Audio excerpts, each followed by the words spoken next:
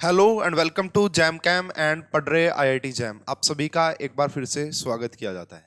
आज हम डिस्कस करने जा रहे हैं जो आपका एनवीएस का पेपर हुआ था। एनवीएस 2022 का अभी जो रिसेंटली पेपर हुआ है 15 दिसंबर 2022 को, उसका ऑफिशियल क्वेश्चन पेपर हमारे पास आ गया है एंड जो टेंटेटिव आंसर की है वो भी जारी कर दी गई है। तो अब हम इसका सॉल्यूशन देख रहे होंगे। इसका एनालिसिस मैं ऑलरेडी कर चुका हूं। 80 क्वेश्चंस पूछे थे, 31 क्वेश्चन फिजिकल केमिस्ट्री से, 18 क्वेश्चन इनऑर्गेनिक से एंड 31 क्वेश्चन ऑर्गेनिक केमिस्ट्री से पूछे थे। तो अब हम पहले पार्ट में डिस्कस करेंगे। पहले 25 क्वेश्चन 3 पार्ट में कंप्लीट कर देंगे। पहले के पहले 25 क्वेश्चन आपका फिजिकल केमिस्ट्री से रिलेटेड रहेंगे। जितने भी क्वेश्चन ऑफिशियल क्वेश्चन पेपर है एंड साथ के साथ में आंसर की भी जो उन्होंने दी उसके हिसाब से एक दो में जो मुझे चेंज लग रहा है वो मैं आपको बता भी दूंगा। चलिए स्टार्ट करते हैं। हमारा सबसे पहला क्वेश्चन देखिएगा। Battery acid has a density, आपको डेंसिटी दे रखी है and percentage weight by weight दे रखा है और आपसे बोल रहे कि नॉर्मेलिटी निकालिए। ये क्वेश्चन आप बेसिक केमिस्ट्री का सम बेसिक कंसेप्ट बोल सकते हैं, कंसंट्रेशन टर्म से रिलेटेड ये बोल सकते हैं। देखिए स्टूडेंट, अगर हम बात करें यहाँ पे नॉर्मेलिटी को हम कैसे निकाल सकते हैं? नॉर्मेलिटी को कैसे निकाल सकते हैं? एक बेस्ट तरीका तो ये होता है, normality is equal to n factor की मल्टीप्लाई कर दीजिए मोलैरिटी से। एन फैक्टर की मल्टीप्लाई कर दीजिए मोलैरिटी से तो हमारे पास नॉर्मेलिटी आ जाएगी। अगर हम बात करें एन फैक्टर H2SO4 के लिए क्या होगा, तो यहाँ पे 2H पॉजिटिव है ना। जब आप इसको करोगे तो 2H पॉजिटिव, तो इसका एन फैक्टर होता है 2, इसका एन फैक्टर होता है 2। HCl होता तो वहां पे एक H पॉजिटिव होता तो एन फैक्टर हो जाता 1। तो देखिए नॉर्मेलिटी अगर हमको चाहिए तो सबसे पहले एन फैक्टर का पता होना चाहिए, वो हमें पता था। दूसरा हमें मोलैरिटी अब निकालनी है। अब मोलैरिटी का मतलब क्या होता है? Number of moles per unit volume, number of moles of solute per unit volume. तो नंबर ऑफ मोल्स तो हम इजीली निकाल लेंगे। कैसे निकालेंगे? देखिए भाई यहां पे 40% बाई वेट दे रखा है H2SO4 का। इसका मतलब ये हो गया आपका कि वेट ऑफ H2SO4 कितना हो गया? वेट ऑफ H2SO4 कितना हो गया? That is 40 gram. That is 40 ग्राम। अगर आप बोलोगे वेट ऑफ सॉल्यूशन, पूरे सॉल्यूशन का वेट कितना है? अगर परसेंटेज में से तो 100 है, तो ये हो गया। अब यहां से number of moles of solute निकाले जा सकते हैं। सोल्यूट कौन है? H2SO4। अगर आप यहां पे मोल्स निकालेंगे H2SO4 के, तो वो क्या हो जाएगा? गिवन वेट है 40 और इसको डिवाइड कर दो इसके मोलार वेट से 98 से। जब आप इसको करेंगे शायद 0.4 आएगा।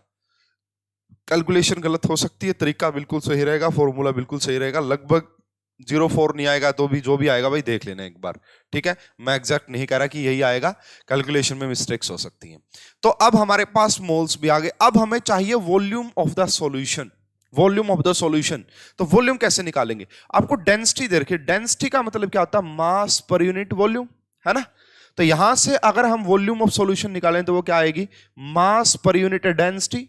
मास कितना दे रखा है सॉल्यूशन का? 100 दे रखा है। डेंसिटी कितनी दे रखी है? 1.3 ग्राम पर ml है। हमें लीटर में ही निकाल लेते हैं। तो लीटर में अगर आप निकालोगे तो आप इसको 10 की पावर -3 से मल्टीप्लाई कर दीजिए। यहां से आपके पास क्या आ गई? वॉल्यूम आ गई। किसके अंदर? लीटर के अंदर। किसके अंदर आ गई भाई? लीटर के अंदर वॉल्यूम आ गई। अब आपको सिंपली क्या करना है? मोल्स आपके पास गिवन है, देखो यहां से अगर आपको मोलैरिटी चाहिए, मोलैरिटी तो क्या आएगी? 40 को डिवाइड कर दो 98 से एंड मोलैरिटी के लिए क्या करोगे? इसको जब आप देखोगे तो एक जीरो और ऊपर चली जाएगी, तो ये बचेगा 1/13 की पावर 10 की पावर -2। यस, इसको सोल्व करने से मोलैरिटी आ गई और उस मोलैरिटी की मल्टीप्लाई कर देना 2 से, तो आपके पास नॉर्मेलिटी आ जाएगी। तो यहां से जो इस क्वेश्चन का करेक्ट आंसर आएगा कैलकुलेशन सोल्व करने के बाद, first is your correct answer. ठीक है, बहुत सिंपल क्वेश्चन था। Number of moles of solute निकाल लिए। ये कैलकुलेशन गलत हो सकती है, मैंने बता दिया। डेंसिटी, सॉल्यूशन की वॉल्यूम निकालनी थी, लीटर के लिए निकालनी थी, इसलिए हमने 10 की पावर -3 से मल्टीप्लाई किया क्योंकि यहां पे ग्राम पर ml में गिवन थी। तो यहां से वॉल्यूम आ गई।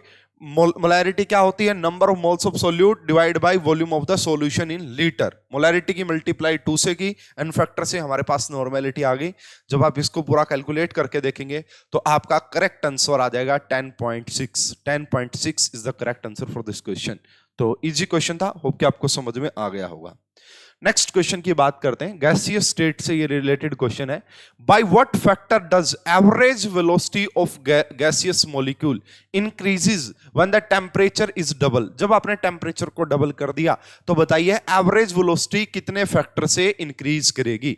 देखिए अगर मैं आपको बात बताऊं, जो वेलोसिटी होती है that is directly proportional to under root T, directly proportional to under root T.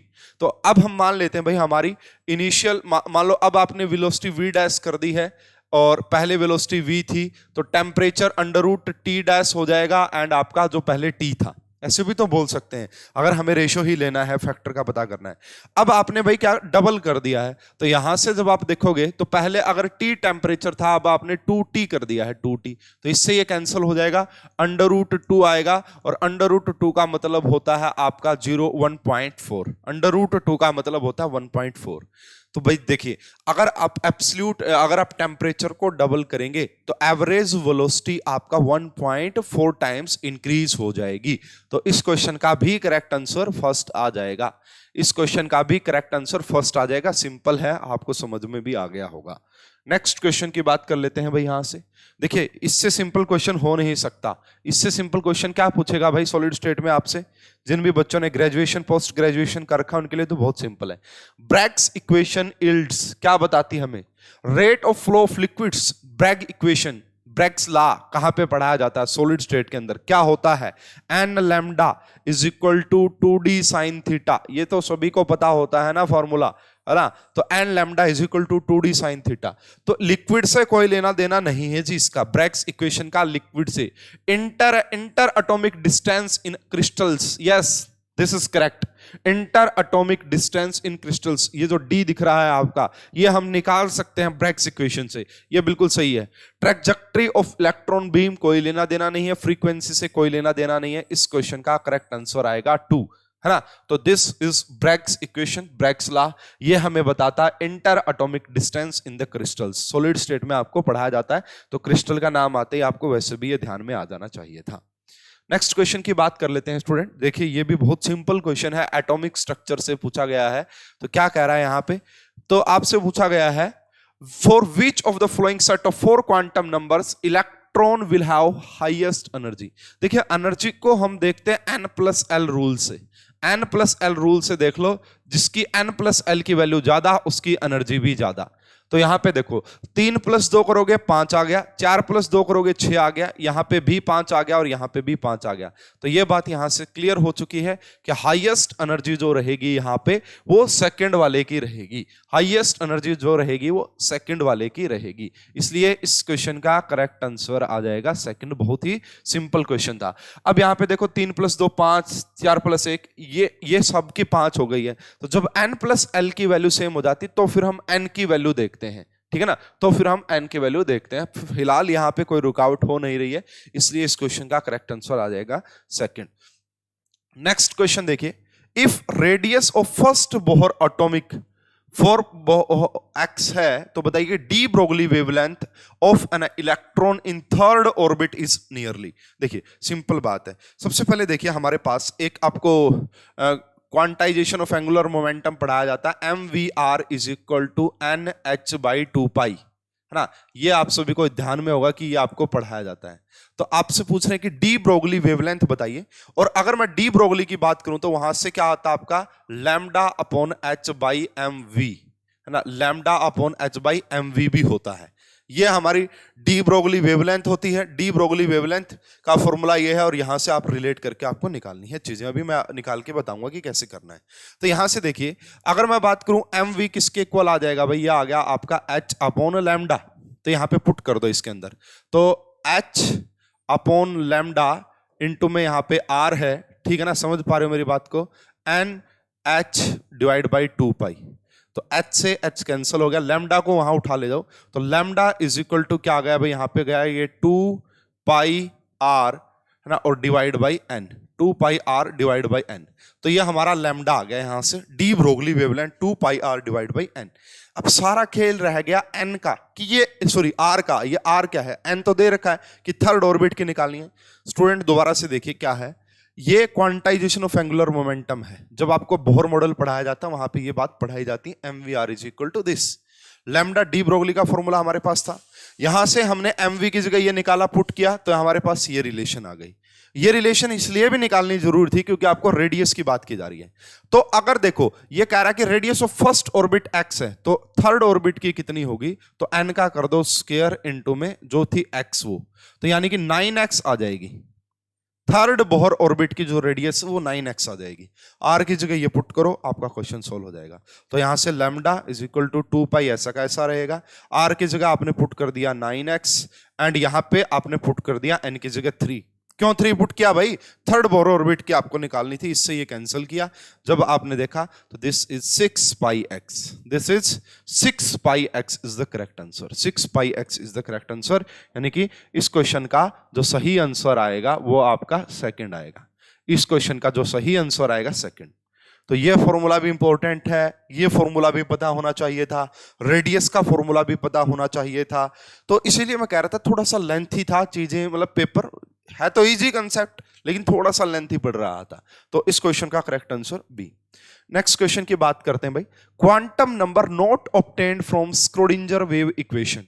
भाई जिस भी स्टूडेंट ने ग्रेजुएशन टाइप पे स्क्रोडिंजर वेव इक्वेशन पढ़ी है तो वहां पे आपको एक तो रेडियल वेव फंक्शन पढ़ाया जाता है और एक एंगुलर वेव फंक्शन पढ़ाया जाता है, ठीक है, दो ही पढ़ाए जाते हैं। और उनमें जो क्वांटम नंबर यूज होते हैं, जो स्क्रोडिंजर वेव इक्वेशन से हमें क्वांटम नंबर का आइडिया लगता है, वो 3 NLM, principal quantum number, azimuthal and magnetic quantum number. Spin quantum number का कोई लेना देना नहीं होता है आपका स्क्रोडिंजर वेव इक्वेशन की कहानी में।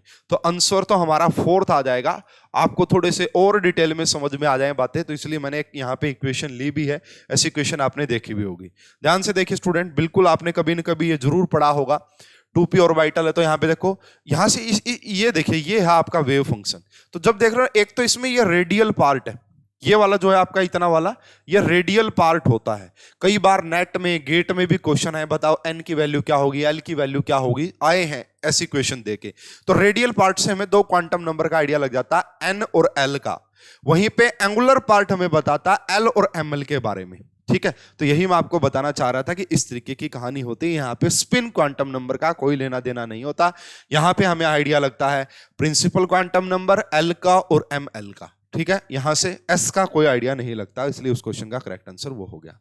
यस, देखिए भाई केमिकल इक्विलिब्रियम से 3-4 क्वेश्चन है और सारे के सारे ली चटलियर प्रिंसिपल से रिलेटेड है।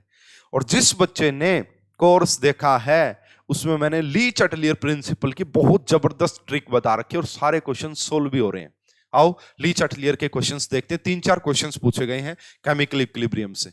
एक रिएक्शन दे रखी है, हीट दे दी पॉजिटिव, इसका मतलब एंडोथर्मिक रिएक्शन है। Which of the following charge will be favour the reactant. Note कीजिए, बड़ा कंसेप्चुअल पूछा है आपसे, बोल रहा है कि इनमें से फेवर रिएक्टेंट बने, रिएक्टेंट बने तो वो कैसे बात हो।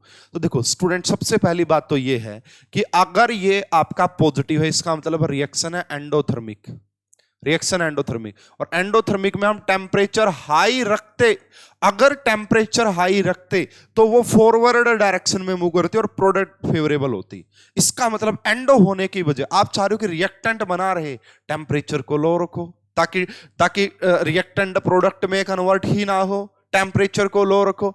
इसलिए अगर आप चाहते हो कि आपकी रिएक्शन रिएक्टेंट फेवरेबल हो, वैसे तो टेम्परेचर हाई रखना था, बट यहां पे आपका टेम्परेचर आपको रखना पड़ेगा लो, अगर आप रिएक्टेंट फेवरेबल चाहते हो तो।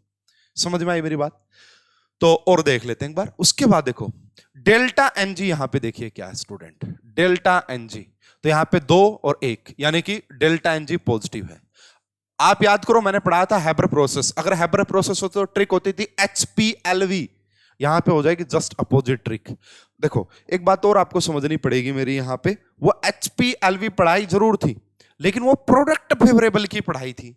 यहां पे रिएक्टेंट फेवरेबल में यही बात आप ध्यान रखिएगा कि HPLV, अगर आप रिएक्टेंट फेवरेबल चाहिए, अगर आपको चाहिए, वैसे तो होना क्या चाहिए था, अगर प्रोडक्ट फेवरेबल बात होती तो हम करते LP, लो प्रेशर रखो हाई वॉल्यूम रखो, अगर प्रोडक्ट फेवरेबल की बात होती, क्योंकि डेल्टा एनजी पॉजिटिव के केस में हाँ नहीं। अब रिएक्टेंट फेवरेबल की बात है तो ये कहानी हमने रखनी पड़ेगी। आओ अब पूरा क्वेश्चन सोल्व है। सबसे पहले कह रहा है catalyst is added to the reaction mixture. Catalyst से कुछ नहीं होता भाई, कैटालिस्ट कोई भी मतलब प्रोडक्ट फेवरेबल रिएक्टेंट फेवरेबल ऐसा कुछ नहीं करता। कैटालिस्ट से आपका जो इक्विलिब्रियम है वो मतलब कोई इफेक्ट नहीं पड़ता इस चीज के ऊपर। Temperature of the system decreased, अगर रिएक्टेंट फेवरेबल चाहिए तो टेम्परेचर को घटा दो, बिल्कुल सही बात है। इसका मतलब बी तो बिल्कुल सही बात हो गई, बी तो। Pressure of PCl5 is increased. Student इससे थोड़ा सा कंफ्यूज नहीं होना है, ये कह रहा है कि PCl5 का प्रेशर इंक्रीज कर दो। हालांकि आप देखो अगर हाई प्रेशर रखोगे तो प्रोडक्ट फेवरेबल होना चाहिए, बट यहां पे ना PCl5 की बात नहीं, या तो आप पूरे सिस्टम के प्रेशर की बात करो या फिर आप पूरे मतलब पूरे सिस्टम के प्रेशर की बात करते तो मैं मानता। अब यहाँ पे PCl5 का प्रेशर इंक्रीज कर दो, इससे कोई लेना देना नहीं है। हाँ ये बोलता कि ऐसे बोलता ना the pressure of the system is increased, तो हम बोल देते यस रिएक्टेंट फेवरेबल है, बट अब नहीं, PCl5 से कोई लेना देना नहीं है, इससे कंफ्यूज मत होइएगा। Some PCl3 gas is added to, देखिए अगर आप प्रोडक्ट में कोई गैस ऐड करवा रहे हो तो पक्का ही रिएक्शन जो है बैकवर्ड डायरेक्शन में जाएगी, प्रोडक्ट ज्यादा होगा तो वो बैकवर्ड में जाएगी, रिएक्टेंट फेवरेबल होगी, तो ये बात भी बिल्कुल सही है। तो इसका मतलब हमारा इस क्वेश्चन का करेक्ट आंसर आ जाना चाहिए था सेकंड, हमारा इस क्वेश्चन का करेक्ट आंसर आ जाना चाहिए था सेकंड। देखिए ली चैटलियर तो आपका 3-4 क्वेश्चन से ही क्लियर हो जाएगा जैसे जैसे मैं पढ़ाऊंगा, क्योंकि 3-4 क्वेश्चन आए हैं, तो बहुत ही बेहतरीन क्वेश्चन था एंड होप कि आपको समझ में आ गया होगा। चलिए अब हम नेक्स्ट क्वेश्चन की बात करते हैं, ये भी ली चैटलियर का है ना। तो देख लो भाई, केमिकल इक्विलिब्रियम सबसे पहला टॉपिक ही मैंने ये डाला हुआ है और कितना इंपॉर्टेंट साबित हो रहा है, ठीक है। In the pressure of equilibrium mixture this आपको कह रहा है कि were halved at a constant pressure. अच्छा जी, देखते हैं क्या क्या बातें यहां पे हो रही है। मतलब प्रेशर जो था उससे हाफ कर दिया, प्रेशर कम कर दिया। पहली बात इस रिएक्शन में आप देखिए कि डेल्टा Ng क्या है, डेल्टा Ng क्या है। तो देखो दो यहां पे एक और यहां पे दो -1 है। अगर डेल्टा Ng -1 है और प्रोडक्ट फेवरेबल की बात कर रहा है तो ट्रिक हो जाएगी HPLV, हाई प्रेशर रखो लो वॉल्यूम। तो यहां पे कह रहा है ठीक है, the equilibrium will shift in the favour of reactant. देखो बात यह है कि प्रेशर को आधा कर दिया, अगर प्रेशर कम कर दिया तो फॉरवर्ड डायरेक्शन में तो नहीं जाएगी ना रिएक्शन। अगर प्रेशर को इन्होंने बोला हाई प्रेशर करो और आपने प्रेशर को कम कर दिया, ठीक है, तो ये कह रहा था equilibrium will shift in the favour of reactant, बिल्कुल सही बात है। अगर प्रेशर बढ़ाते तो प्रोडक्ट की तरफ जाता, आपने प्रेशर कम कर दिया, इसका मतलब तो सही बात है ये, तो फर्स्ट तो सही होगी जी हमारी बात। Equilibrium will be shift in the favour of product, नहीं नहीं नहीं, ऐसा कुछ नहीं होगा। There would be no change in the equilibrium, क्या इक्विलिब्रियम में कोई चेंज ही नहीं होगा? होगा भाई, चेंज क्यों नहीं होगा, होगा। Given that NO2 gas is brown, भाई ये बता रखा कि NO2 ब्राउन है, ठीक है, एंड N2O4 कलर है, the mixture will be become darker. क्या जो मिक्सचर वो डार्कर बनेगा? इसका कहने का मतलब ये देखो, मिक्सचर डार्कर कब बनेगा? जब ज्यादा NO2 बनेगी। मिक्सचर डार्कर कब बनेगा? जब ज्यादा, क्योंकि N2O4 का तो कोई कलर ही नहीं है ना। जितना ज्यादा NO2 बनेगा उतना ज्यादा डार्कर बनेगा सिस्टम। इसका मतलब बात वही है कि रिएक्टेंट फेवरेबल, तो प्रेशर को आपने कम कर दिया तो रिएक्टेंट फेवरेबल बात हो गई, तो ये भी बिल्कुल सही है। तो इस क्वेश्चन का करेक्ट आंसर आ जाना चाहिए था तीसरा, इस क्वेश्चन का करेक्ट आंसर आ जाना चाहिए था तीसरा। देख लो भाई कितना घुमा फिरा के पूछा है, लेकिन जिसके कंसेप्ट क्लियर थे वो नहीं मार खाएगा 1% भी, ठीक है। तो होप कि आपको कहानी समझ में आ गई होगी, इस क्वेश्चन की क्या कहानी थी। Third is the correct answer. ये देखिए भाई एक और क्वेश्चन लो, ये सारे ली चैटलियर से रिलेटेड है, सारे ली चैटलियर प्रिंसिपल से। ये क्वेश्चन में क्या कर रहा है, एक रिएक्शन दे रखी है, इक्विलिब्रियम कांस्टेंट Kp दे रखा है, टेम्परेचर दे रखा है 298 केल्विन। बताओ ये कहानी दे रखी है, predict the effect of raising the temperature. भाई 298 से 500 केल्विन कर दिया, बताओ क्या इफेक्ट पड़ेगा? बहुत सिंपल है, अब होने को फॉर्मूला लगाएंगे, कुछ करेंगे, कोई मतलब नहीं बनता।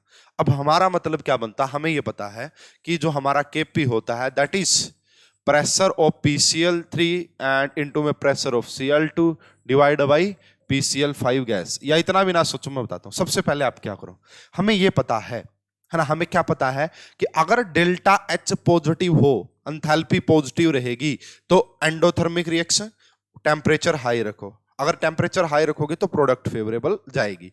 अगर डेल्टा एच नेगेटिव है तो टेम्परेचर कम रखो तो प्रोडक्ट फेवरेबल होगी। अब देखते हैं यहाँ पे क्या होगा, और प्रोडक्ट फेवरेबल होने का मतलब क्या है, इनका प्रेशर ज्यादा हो गया तो केपी भी ज्यादा हो गया, ये बात ध्यान रखिएगा। अब हमने क्या देखा भाई, यहाँ पे आपको दो एंथैल्पी ऑफ फॉर्मेशन दे रखी है, तो क्या हम एंथैल्पी ऑफ फॉर्मेशन से हीट ऑफ रिएक्शन निकाल सकते हैं? यस, थर्मोकेमिस्ट्री का भी थोड़ा सा यूज हो रहा है। देखिए अब हम यहाँ पे निकालते हैं हीट ऑफ रिएक्शन। कैसे निकालेंगे हीट ऑफ रिएक्शन? ये देखो Cl2 गैस है तो इसके एंथैल्पी ऑफ फॉर्मेशन 0 है। जो आपके मोस्ट कॉमन अकरिंग स्टेट में पाए जाते हैं उनकी हम एंथैल्पी ऑफ फॉर्मेशन 0 मानते हैं। ये बात, ऐसा क्वेश्चन मैं ऑलरेडी करवा भी चुका हूं, तो इसकी तो एंथैल्पी ऑफ फॉर्मेशन 0 होगी। ये रहा जी आपका PCl5। इसमें हम करते हैं प्रोडक्ट की एंथैल्पी ऑफ फॉर्मेशन माइनस में रिएक्टेंट की एंथैल्पी ऑफ फॉर्मेशन, तो ये तो 0 होगी। PCl3 की दे रखिए -320, तो ये हो गया जी -320। उसके बाद फिर से माइनस, क्योंकि प्रोडक्ट की माइनस रिएक्टेंट की, इसको करोगे -375। ठीक है, तो अब देखोगे माइनस माइनस हो गया प्लस, यहां से आपका इसमें से जो एंथैल्पी ऑफ फॉर्मेशन है, एंथैल्पी ऑफ फॉर्मेशन है या हीट ऑफ रिएक्शन है, वो +55 आ गई। इसका मतलब रिएक्शन हो गई जी एंडोथर्मिक। अगर आप टेम्परेचर को बढ़ाओगे तो प्रोडक्ट फेवरेबल जाएगी। तो यहां पे टेम्परेचर जब आपने 298 से 500 किया तो टेम्परेचर बढ़ा, प्रोडक्ट ज्यादा बने, और प्रोडक्ट ज्यादा हुए तो केपी भी ज्यादा होगा। जो पहले केपी था अब केपी और ज्यादा होगा। होप कि आपको समझ में आ गया होगा। The equilibrium constant KP will be increases. KP क्या करेगा? केपी इंक्रीज करेगा। होप कि आपको क्लियर। दोबारा से देखिए, सबसे पहले हमने एंथैल्पी ऑफ फॉर्मेशन से हीट ऑफ रिएक्शन निकाली, पॉजिटिव आ गई। पॉजिटिव का मतलब एंडोथर्मिक, एंडोथर्मिक का मतलब अगर अब आपने बोल दिया कि टेम्परेचर बढ़ा रहे हैं जी, अच्छी बात है। एंडोथर्मिक में टेम्परेचर बढ़ाओगे प्रोडक्ट फेवरेबल, प्रोडक्ट की कंसंट्रेशन ज्यादा, प्रोडक्ट का प्रेशर ज्यादा, तो केपी भी ज्यादा। ठीक है, तो इस क्वेश्चन का करेक्ट आंसर भी फर्स्ट। तो ये देखो, ये तीनों क्वेश्चन ली चटलियर प्रिंसिपल से रिलेट करते थे, अच्छे थे, कंसेप्चुअल थे, बहुत बढ़िया क्वेश्चन थे। नॉर्मल स्टूडेंट को बड़ी परेशानी होगी ऐसे क्वेश्चन को करने में। Next question, question number 10 chemical kinetics से है। Which of the following graph represent first order reaction? First order reaction के बारे में कौन बताएगा? देखिए, टी हाफ लाइफ और इनिशियल कंसंट्रेशन में कोई लेना देना होता ही नहीं फर्स्ट ऑर्डर का। क्यों? क्योंकि टी हाफ लाइफ का क्या फॉर्मूला होता है? 0.693 एंड के।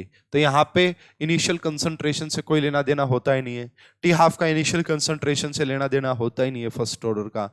अब यहां पे दे रखा मोलार कंसंट्रेशन प्रोडक्ट की और टाइम, ये रहा। लेकिन ये बात बिल्कुल सही है, सेट है, फोर्थ वाली सेट है। अगर आप यहाँ पे लोग initial concentration and final concentration की बात करेंगे एंड टाइम की बात करेंगे, तो यहां से देखिए हमारा क्या हो जाएगा। बेसिकली अगर मैं बात करूं, लॉग के 2.3 टाइम यहाँ पे हो जाएगा आपका, इनटू में यहाँ पे log initial concentration and final concentration. इस टाइप से कुछ कहानी यहाँ पे बनेगी आपका, इस टाइप से कुछ कहानी बनेगी। तो आप देख लीजिएगा भाई, यहाँ पे 1 मिनट रुको भाई, थोड़ी सी गड़बड़ शायद मैंने कहीं कर दी है। यहाँ पे इसको यहाँ पे उठा लो, ये जो है ना लॉग के यहाँ पे ले आओ इसको, और इस टाइम को यहाँ उठा लो। इस तरीके से देखोगे तो हो जाएगा, मतलब ये बिल्कुल सही है। ये वाला जो ग्राफ आ रहा है ये बिल्कुल सही आ रहा है, आप एक बार इसको देख लीजिएगा। ये भी ट्रू नहीं है। ठीक है, केमिकल काइनेटिक्स का इजी क्वेश्चन था। यस, असर्शन रीजन का भी एक क्वेश्चन है, समझते हैं क्या कह रहा है यहाँ पे। देखिए असर्शन क्या कह रहा है यहाँ पे, the activation energy for this reaction is much higher than of this reaction. ठीक है, क्यों भाई? क्यों? In first order reaction there is bond breaking. पहली रिएक्शन में क्या हो रहा है? NOBr कन्वर्ट हो रहा है NO+Br2 में, बॉन्ड ब्रेकिंग हो रही है। दूसरी रिएक्शन में बॉन्ड फॉर्मेशन हो रही है। In second reaction a bond is formed. बिल्कुल सही बात है भाई। देखो एक्टिवेशन एनर्जी पहले वाले की ज्यादा होगी क्योंकि वहां पे बॉन्ड तोड़ना पड़ रहा है। अगर बॉन्ड तोड़ना पड़ रहा है तो ज्यादा एनर्जी देनी पड़ेगी, तो बिल्कुल सही बात है। दूसरे में बॉन्ड जुड़ रहे हैं इसलिए कम देनी पड़ेगी, तो ये बिल्कुल सही है। एक दूसरे से लिंक भी करते हैं और दोनों सही भी हैं। Both A and R are correct and R is the correct explanation of A। बिल्कुल सही है, बिल्कुल सही है। इस क्वेश्चन का करेक्ट आंसर फर्स्ट आ जाएगा। नेक्स्ट क्वेश्चन देखिएगा भाई, ये फिर से ली चैटलियर प्रिंसिपल का क्वेश्चन है। अब आप समझ लो कि केमिकल इक्विलिब्रियम, और भाई मैंने तो बहुत जबरदस्त पढ़ा रखा है, बहुत जबरदस्त पढ़ा रखा है। देखिए एक रिएक्शन दे रखी है, what will be the change if changes will be favour the product. Product को क्या फेवर करेगा? समझते हैं, आराम से समझते हैं। एंथैल्पी नेगेटिव, एक्सोथर्मिक रिएक्शन है टेम्परेचर लो रखना, अगर प्रोडक्ट फेवरेबल की बात है। तो यहां से एक बात समझ में आ गई क्या, कि टेम्परेचर लो रखो। दूसरी बात डेल्टा एनजी निकालो इस रिएक्शन का, डेल्टा एनजी, ये तो लिक्विड हटाओ, ये 1 और ये 2 3 तो -2। अगर डेल्टा एनजी 0 से कम होता है तो ट्रिक क्या होती है प्रोडक्ट फेवरेबल के लिए, HP LV, हाई प्रेशर रखो लो वॉल्यूम रखो, ये ट्रिक होती है। अब आ जाते हैं क्वेश्चन पे, क्या कह रहा है टेम्परेचर को बढ़ाओगे, अरे ना भाई प्रोडक्ट फेवरेबल की बात है, टेम्परेचर कम रखो, एंडोथर्मिक रिएक्शन है, एक्सोथर्मिक है इसलिए, तो ये गलत होगा। इंक्रीज प्रेशर सही है, delta n g less than 0, pressure को बढ़ाओ प्रोडक्ट फेवरेबल जाएगी, सही है।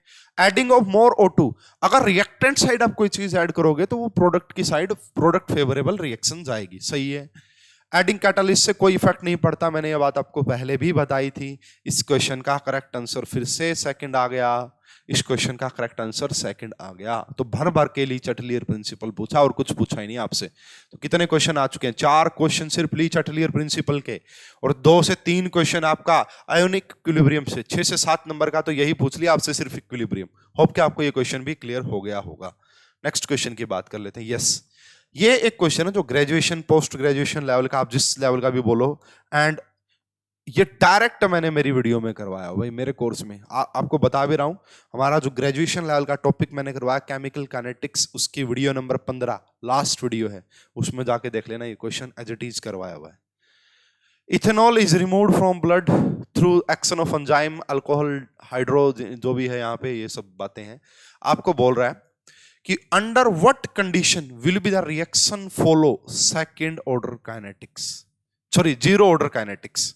भाई किस कंडीशन में ये जीरो ऑर्डर की रिएक्शन हो जाएगी। इस ना ऊपर से लेना देना, 2 ही बातों से लेना देना, एक इससे, एक इससे, एक इससे और एक ऑप्शन से। सबसे पहला ही ऑप्शन चेक कर लेते हैं और यही इसका आंसर भी है। व्हेन सबस्ट्रेट इथेनॉल कंसंट्रेशन, जब सबस्ट्रेट की कंसंट्रेशन बहुत बहुत ज्यादा होगी इस Km से, तो देखते हैं। अगर भाई मान लेते हैं इसकी कंसंट्रेशन बहुत बहुत ज्यादा होगी तो ये तो चीज जीरो हो गई। दोबारा यहां से देखो, अगर इसकी कंसंट्रेशन ये 1000 है, 1000 और ये 1 है, तो आप क्या बोलेंगे, 1000 1 रुपए ले रहे हैं, या क्या बोलोगे 1000 रुपए है मेरे पास तो 1000 बोलेंगे ना। इसका मतलब ये है कि अगर आपकी ऐसी कंडीशन बनेगी जहां पे S is very very greater than, तो ये हो गया 0, ये 0 हो गया तो S से S कैंसिल। अब हमारे पास यहां पे रेट वाला एक्सप्रेशन जो आया, rate is equal to K2 into में इनोट। यहां पे अगर आप देखेंगे, यहां पे अगर आप देखेंगे तो यहां पे जो सबस्ट्रेट है S, उसकी पावर क्या आ रही है 0, उसकी पावर क्या आ रही है 0। इसका मतलब यहां पे ये जीरो ऑर्डर रिएक्शन को फॉलो करेगा। जब सबस्ट्रेट की कंसंट्रेशन बहुत बहुत ज्यादा हो जाएगी Km से, तब जाके ये जीरो ऑर्डर को फॉलो करेगा, और यही आपसे पूछा था, इसलिए इस क्वेश्चन का करेक्ट आंसर आएगा फर्स्ट। ठीक है, टॉपिक कौन सा है भाई, माइकल मेंटन काइनेटिक्स या इक्वेशन आप इसको बोल सकते हैं, करवाया हुआ है आपके कोर्स में मैंने बहुत अच्छे से। तो इस क्वेश्चन का करेक्ट आंसर फर्स्ट। ये एक ही क्वेश्चन है जो पोस्ट ग्रेजुएशन या ग्रेजुएशन लेवल का पूछा गया था, और इसमें भी थोड़ी बहुत अगर रीजनिंग किसी की अच्छी है वो कर सकता था, जिसने कभी पढ़ा हो ये टॉपिक वो कर सकता था, जिसको बिल्कुल ही नहीं आइडिया वो तो नहीं कर पाएगा। देखो नेक्स्ट क्वेश्चन हम देख लेते हैं भाई, ये इलेक्ट्रोकेमिस्ट्री से रिलेट कर रहा है ये question. Which has maximum potential for this half cell?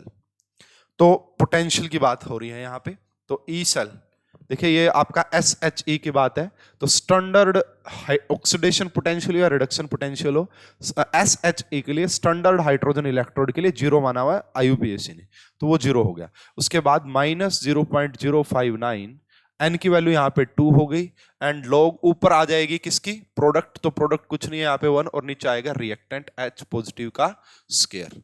अब देखो अगर इस टर्म को मैं ऊपर ले जाऊं, ये टर्म यहाँ से नेगेटिव से पॉजिटिव हो जाएगी, तो इसी को मैं कैसे भी लिख सकता हूं, इसी को मैं कैसे लिख सकता हूं कि 0.059 और डिवाइड बाई 2 लॉग, यहाँ पे क्या हो जाएगा भाई आपका, ये इसकी पावर 2 है ना। अगर आप इसको ऊपर उठा के ले जाओगे तो नेगेटिव से पॉजिटिव हो जाएगा। और सोल्व करना चाहते हैं, और सोल्व करोगे तो ये आ जाएगा 0.059, 2 आगे लेके आओ, 2 आगे आ गया, ठीक है, 2 आगे आ गया, ये भी 2 है, एंड यहां पे आ गया लॉग H पॉजिटिव, 2 से 2 कैंसिल कर दो, log H पॉजिटिव को माइनस पीएच बोल सकते हैं, तो ये आ गया 0.059 इंटू में पीएच। ये भी है। आप इतने तरीके बता दिए, सिंपल तरीका ये वाला फॉलो कर लो आप। अगर आपको ई सेल आपसे पूछा कि मैक्सिमम पोटेंशियल, अगर आपको मैक्सिमम पोटेंशियल चाहिए तो H पॉजिटिव की कंसंट्रेशन मैक्सिमम चाहिए, मैक्सिमम पोटेंशियल चाहिए तो H पॉजिटिव की कंसंट्रेशन मैक्सिमम चाहिए, ठीक है। या फिर ये मैक्सिमम चाहिए तो ये मिनिमम चाहिए, एक ही बात है। तो सबसे पहले बोल रहा है कि अगर आपके पास यहां पे इसकी कंसंट्रेशन जो है H पॉजिटिव की कंसंट्रेशन ये, तो पीएच कितनी आ गई यहां से, पीएच कितनी आ गई 1, है ना, पीएच कितनी आ गई 1। या फिर यहां पे H पॉजिटिव की कंसंट्रेशन की बात करोगे तो that is concentration of H positive कितनी आ जाएगी, दैट इज 10 की पावर -1। इसमें बात करोगे तो यहां से H पॉजिटिव की कंसंट्रेशन आ जाएगी 10 की पावर -13, क्योंकि N यहां से OH की निकलेगी, OH से उसकी निकालनी पड़ेगी। प्योर वाटर की जो होती है वो 10 की पावर -7 होती है, क्योंकि हम pH 7 मान के चलते हैं। अगर ये है तो 10 की पावर -4 हो जाएगी। अब आप देख लो कि सबसे ज्यादा H पॉजिटिव की कंसंट्रेशन कहां पे है, सबसे ज्यादा H पॉजिटिव की कंसंट्रेशन है 10 की पावर -1, ठीक है। इसीलिए इसका इलेक्ट्रोड पोटेंशियल मैक्सिमम होगा, ठीक है। तो इस क्वेश्चन का करेक्ट आंसर आना था फर्स्ट। ये सिंपल क्वेश्चन था, होप कि आपको आता होगा।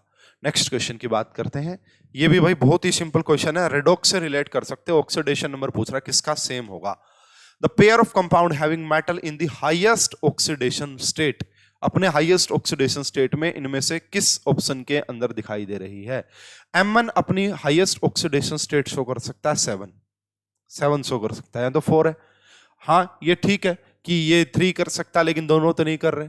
यहां पे देखो पर मैग्नेट, यहां पे +7 है और यहां पे +6 है, यहां पे भी कितनी आ रही है +6। तो क्रोमियम अपनी मैक्सिमम ऑक्सीडेशन स्टेट +6 शो कर सकता है, मैग्नीज अपनी मैक्सिमम ऑक्सीडेशन +7 शो कर सकता है। इसलिए इस क्वेश्चन का करेक्ट आंसर आ जाएगा सेकंड। इसलिए इस क्वेश्चन का करेक्ट आंसर आ जाएगा सेकंड। क्रोमाइल क्लोराइड बोलते हैं इसे परमैग्नेट आयन बोलते हैं। Second is the correct answer. Next की बात कर लेते हैं। इस क्वेश्चन को भी थोड़ा सा ध्यान से समझना है। आपको यहाँ पे स्टैंडर्ड रिडक्शन पोटेंशियल दे रखे हैं XYZ के, तो आपको बताना reducing power of the metal. देखिए मेटल का खुद का ऑक्सीडेशन होता है, वो किसी दूसरे को रिड्यूस करते हैं, तो वो रिड्यूसिंग पावर का मतलब होता है किसी दूसरे को रिड्यूस करना। तो किसी दूसरे को रिड्यूस करने का मतलब होता है खुद को ऑक्सीडाइज करना। जिसका खुद का ऑक्सीडेशन सबसे अच्छा होगा वही तो किसी दूसरे को सबसे अच्छे रिड्यूस कर पाएगा। अब ये सारे आपको दे रखे रिडक्शन पोटेंशियल, आप ऑक्सीडेशन पोटेंशियल निकाल लो इनके। X का ऑक्सीडेशन पोटेंशियल कितना आ जाएगा 1 पॉजिटिव, बस सिर्फ साइन चेंज करते हैं। Y का कितना आ जाएगा -0.5 एंड Z का कितना आ जाएगा 3. सॉरी भाई, आपको पता है सर्दी चल रही है और हो जाता है ऐसा, ठीक है। तो ये रहा। अब आप देखिए सबसे ज्यादा ऑक्सीडेशन पोटेंशियल किसका है, Z का। अगर इसका सबसे ज्यादा ऑक्सीडेशन, ये सारे क्या है OP ऑक्सीडेशन पोटेंशियल है, अगर इसका ऑक्सीडेशन पोटेंशियल सबसे ज्यादा है तो इसका सबसे अच्छा ऑक्सीडेशन होगा और ये किसी को सबसे अच्छे तरीके से रिड्यूस करा पाएगा।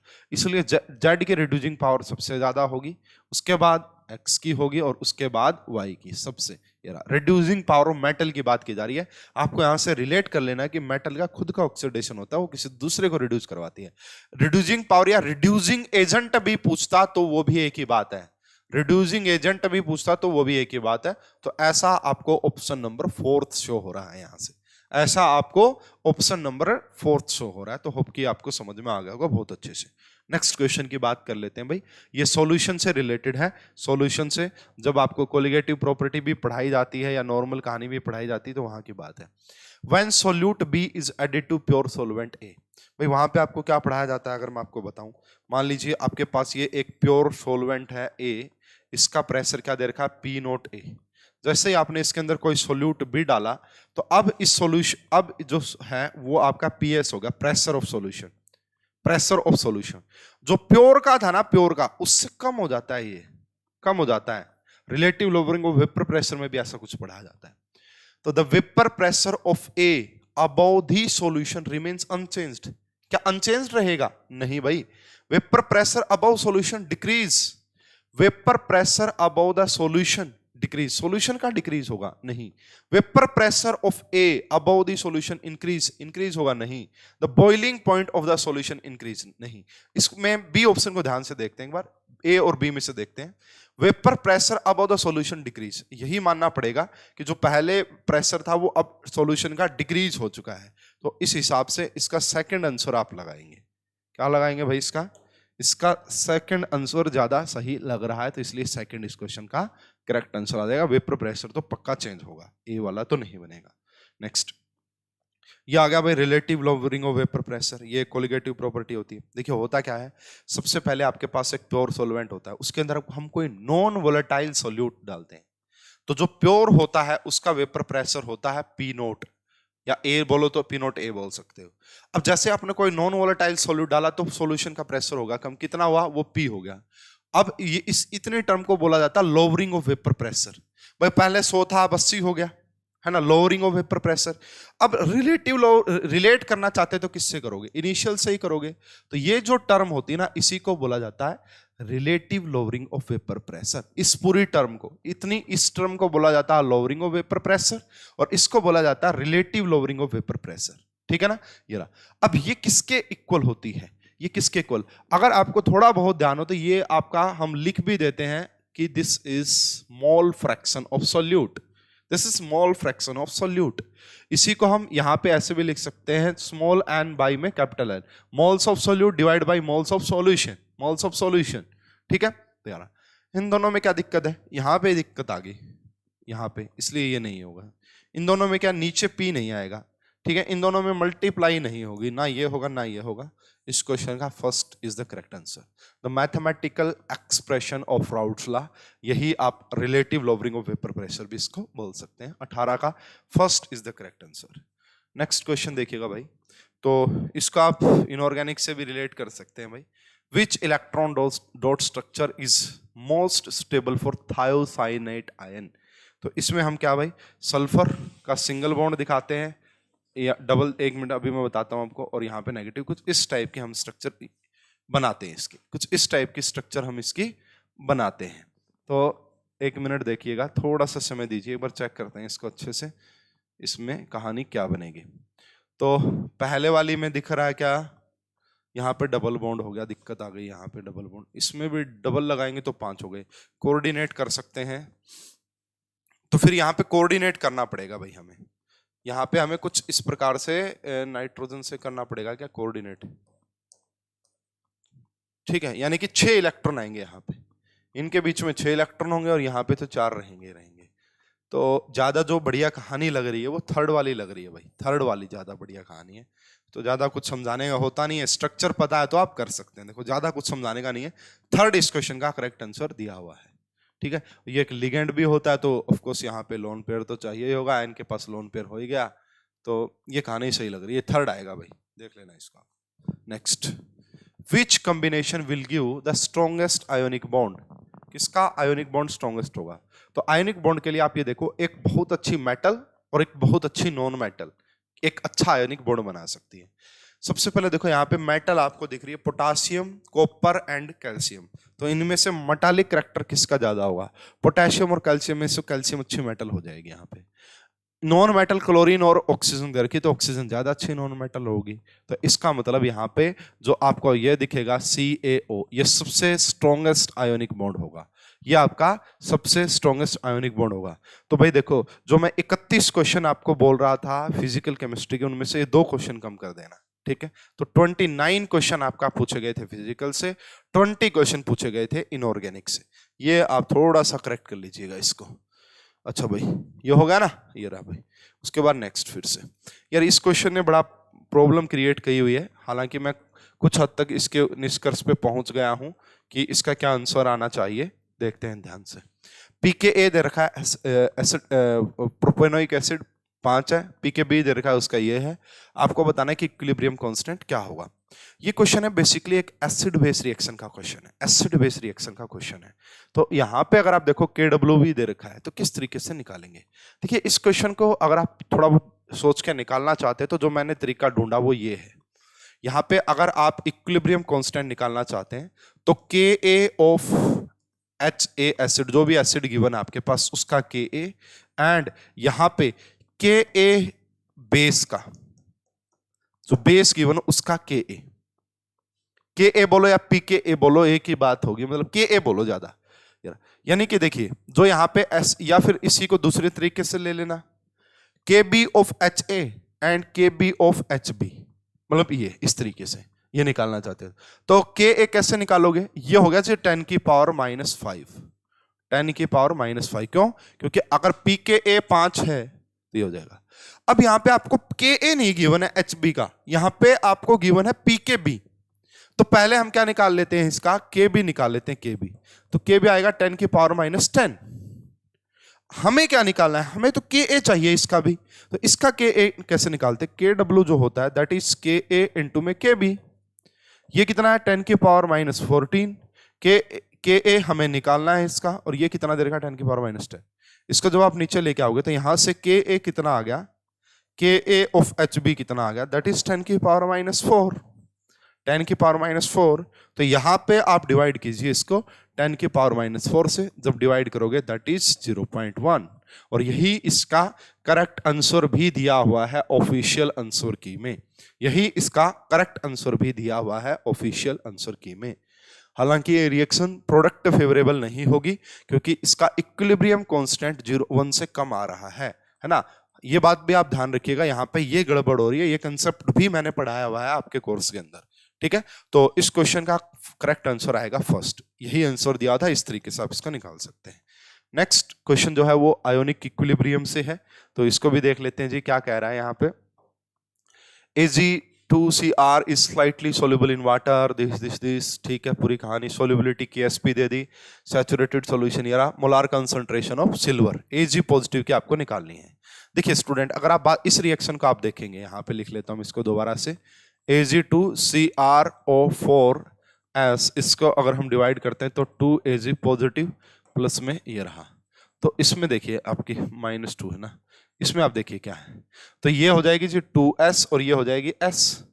Ksp कितना हो जाएगा यहाँ पे, Ksp कितना हो जाएगा यहाँ पे भाई, देखो 2s का कर दो स्क्वायर इनटू में s की कर दो पावर 1, तो यहां से हो गया 4s क्यूब, ठीक है ना, 4s क्यूब। Ksp कितना दे रखा है आपका 5 इंटू में 3 की पावर -13, 4 से डिवाइड करो इसको लाके, 4/5 हो गया, 5/4 हो गया, इंटू में 10 की पावर -13 है ना, यहां से s की पावर 3, इसका ले लेना भाई, यहां से हटा के 1/√3, 1/√3 लोगे तो s आ जाएगा, यहां से 1/√3 लोगे तो s आ जाएगा, और s जो आएगा वो सेकंड आएगा, s जो आएगा दैट इज सेकंड, ये आ जाएगा भाई इसका करेक्ट आंसर। आप इसको कर लेना, सिंपल है बस, Ksp is equal to 4s cube, s की वैल्यू निकाल लेना, आंसर आपके बिल्कुल आ जाएगा, second is the correct answer. Simple question था। Absolute zero temperature, the value of delta G and delta H for the isothermal, isothermal का मतलब temperature constant, temperature fix, reversible process, तो हमारे पास क्या होता है delta G is equal to delta H minus T into delta S। तो यहाँ पे अगर आप बात करेंगे ये हो जाएगा सब कुछ साफ, यहाँ से आप इन दोनों को इक्वल पुट कर सकते हैं। इस क्वेश्चन का करेक्ट आंसर फर्स्ट आएगा भाई, इस क्वेश्चन का करेक्ट आंसर फर्स्ट आएगा, बड़ा ही सिंपल क्वेश्चन था। क्वेश्चन असर्शन रीजन का फिर से आ गया है। NO2 is stable with respect to decomposition into NO and O2 gas but not to N2 और O2 गैस, ठीक है भाई। जो NO2 है ना वो डिसोशिएट होता है NO गैस प्लस O2 में, वो डिसोशिएट नहीं होता N2 प्लस O2 में, ठीक है।